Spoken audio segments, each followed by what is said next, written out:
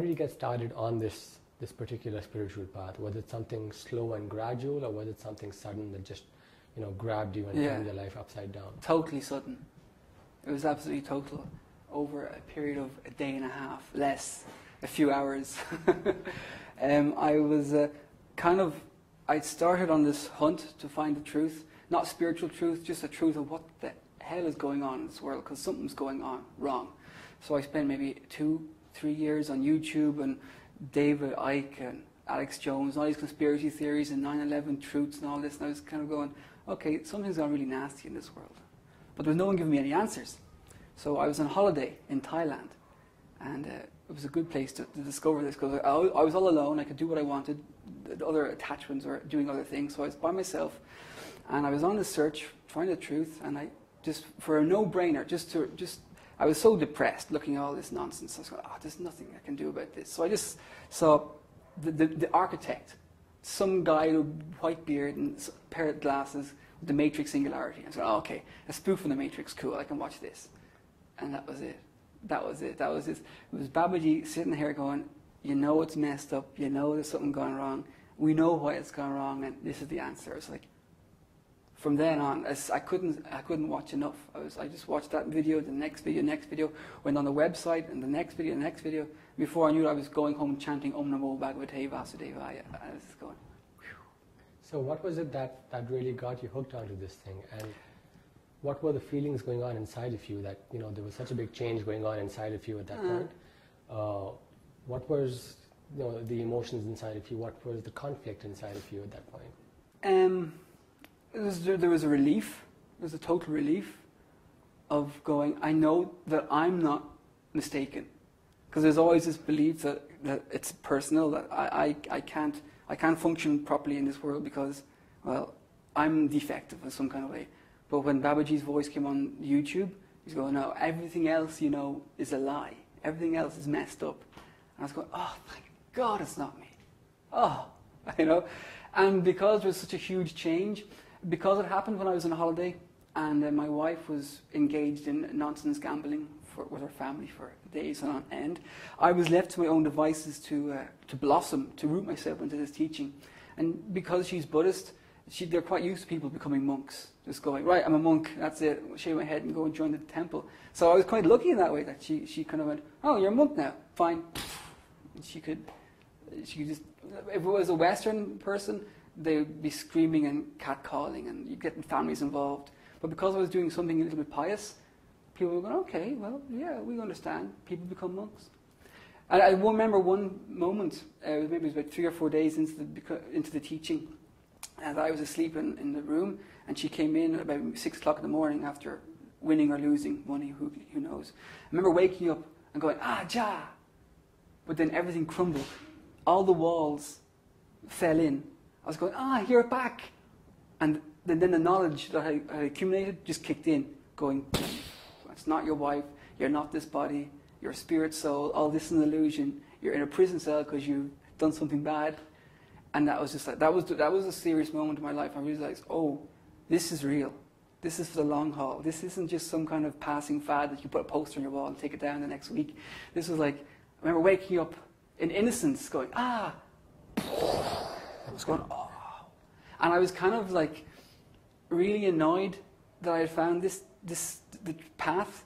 Like now I had to do something about it. Now I had to do something, and I was like, oh, this is going to be such a struggle. So on that note, that's what I wanted to talk about next, that one aspect of the spiritual awakening is the sense of relief that there's significance in our lives and our existence on this planet, a certain direction and purpose to our lives. Yeah. And that gives us relief and it's tremendously empowering. But on the other hand, you mentioned there are all these changes we have to make and do something about it. Yeah. And then it comes to facing up to these challenges and approaching these problems with integrity and courage. Yeah. So in your case, what were these difficulties that you had to deal with and struggle against, and how did you deal with them? Wow, yeah.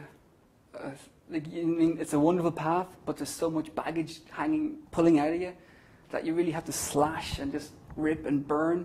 I mean, I'm not a person who burns bridges. I like to make sure that everyone's on a good tact. We're all still friends, even though we've gone through some bad emotions. But when you get this pathway and you realize that everyone around you is going to try and pull you back into Maya, that you really have to be kind of ruthless to some degree and just cut your ties. So I was lucky that I was away from my family. I have a very close tie with my family, and I was quite lucky that I was away from them. I had about 2 or 3 weeks to immerse myself in the teaching, and that when I came home to Ireland, I had a firm grip on the teaching. If I discovered this at home and maybe got my mum to have a look at this, read this, look at this, and my dad, hey, check this out, that we would have gone down the path together, and they would have splintered off away from it, and I would have sort of been pulled out of it again. But because I was by myself, I was kind of lucky to just charge full force, 2 feet down the rabbit hole, see how far it goes. And when I came back to Ireland, I was going, this is it.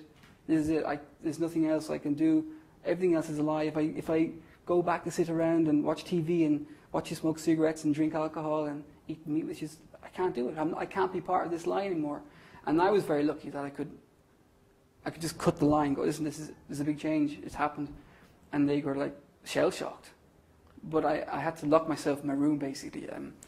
I tried to talk to them, and I tried to discuss things with them, and my mother could understand. She goes, I see where you're coming from, but there's many paths. We all have our own way, and this way is good for you.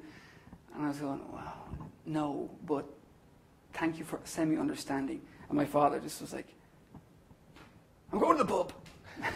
couldn't grasp it.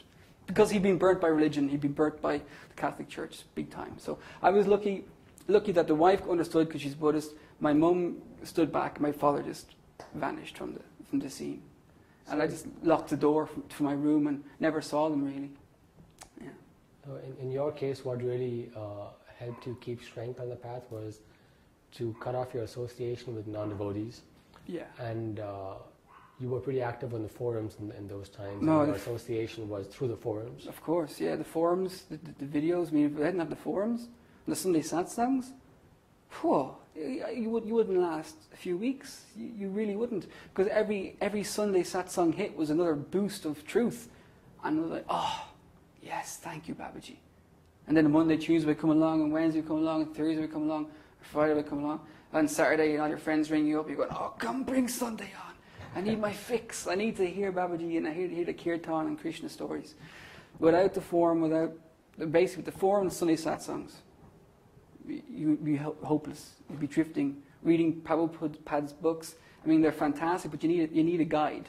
And you can read all this information, just like you want to be a doctor, read all the books about being a doctor. It's not going to make you a doctor.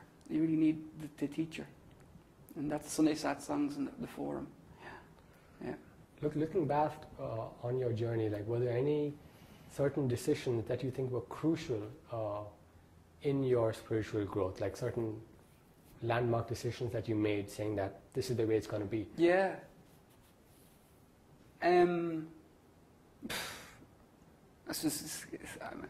I probably can't say this. Why I will say it, because it might help people.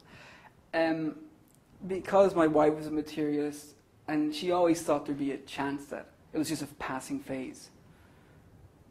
And we were sharing an apartment at the time in Thailand, and she'd come in and, you'd cuddle and kiss. But I wouldn't cuddle and kiss because I couldn't, because it would just like butter and fire. You just melt.